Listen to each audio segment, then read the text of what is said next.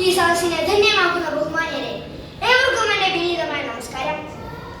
അവകാശങ്ങൾക്ക് വേണ്ടി വാതോരാതെ സംസാരിക്കുകയും എന്നാൽ കടമകളും ഉത്തരവാദിത്തങ്ങളും മനഃപൂർവ്വം മറക്കുകയും ചെയ്യുന്ന ഒരു സമകാലിക സാഹചര്യത്തിൽ എന്റെ ഉത്തരവാദിത്തങ്ങളെ കുറിച്ച് മനസ്സ് തുറക്കാൻ അവസരം ലഭിച്ചതിൽ ഞാൻ അഭിമാനിക്കുകയും സന്തോഷിക്കുകയും ചെയ്യുന്നു.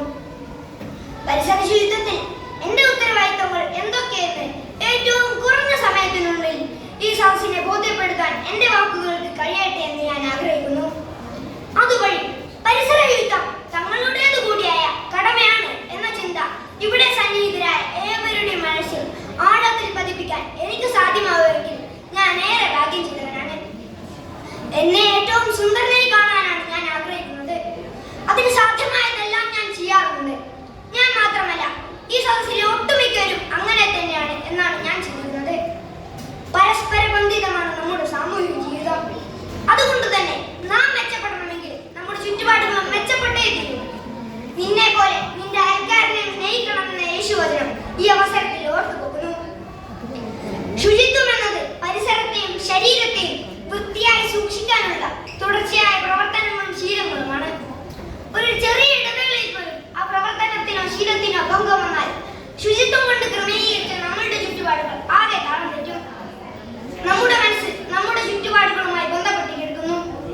ചുറ്റുപാടുകളിൽ ഉണ്ടാകുന്ന അസ്വസ്ഥതകൾ അത് മലിനപ്പെട്ട പരിസരമായാൽ പോലും അത് നമ്മളുടെ മനസ്സിനെ അസ്വസ്ഥപ്പെടുത്തും. അതുകൊണ്ട് തന്നെ ഏറ്റവും നിർമ്മലവും മികച്ചതുമായ ചിന്തകളിലൂടെ സഞ്ചരിക്കേണ്ട ഒരു വ്യക്തിയുടെ മനസ്സിന്റെ സഞ്ചാര പഥങ്ങൾ തന്നെ താളം തെറ്റിയേക്കാം. വൃത്തിയുള്ള പരിസരവും ശരീരവും മാനസിക ഉല്ലാസവും ആത്മവിശ്വാസവും വർദ്ധിപ്പിക്കുന്നുണ്ട് എന്നാണ് പഠനങ്ങൾ വ്യക്തമാക്കുന്നത്. അതുകൊണ്ട് തന്നെ ശുചിത്വം പാലിക്കുന്നത് ഒരു സാമൂഹിക പ്രതിബദ്ധതയെ കണക്കാക്കി നാം എല്ലാവരും അതിൽ പങ്കാളികളാവണം എന്ന് മാത്രമാണ് എനിക്കിവിടെ ബോധ്യപ്പെടുത്താനുള്ളത്. നാം ആദ്യം ചിന്തിക്കേണ്ടത് വ്യക്തി ശുചിത്വമാണ്. നാം സ്വയം മെച്ചപ്പെടുകയും അതുവഴി സമൂഹത്തെ മെച്ചപ്പെടുത്തുകയും വേണം. വ്യക്തിഗത ശുചിത്വം നമ്മളുടെ ശരീരത്തിന്റെ ശുചിത്വം നിലനിർത്തുകയും അങ്ങനെ ഓരോ വ്യക്തിയും ശുചിത്വം പാലിക്കുക വഴി സാമൂഹിക ശുചിത്വം സാധ്യമാക്കുകയും ചെയ്യാം. ശുചിത്വം എന്നത് ഒരൊറ്റ പ്രവൃത്തിയല്ല, മറിച്ച് ഒരു ചങ്ങല പോലെ പരസ്പര ബന്ധിതമായി നീണ്ടു പോവേണ്ട ഒന്നാണ്. വ്യക്തിഗത ദൈനംദിന ശുചിത്വത്തിൽ ഇഴചേരുന്ന ഒട്ടേറെ കാര്യങ്ങളുണ്ട്.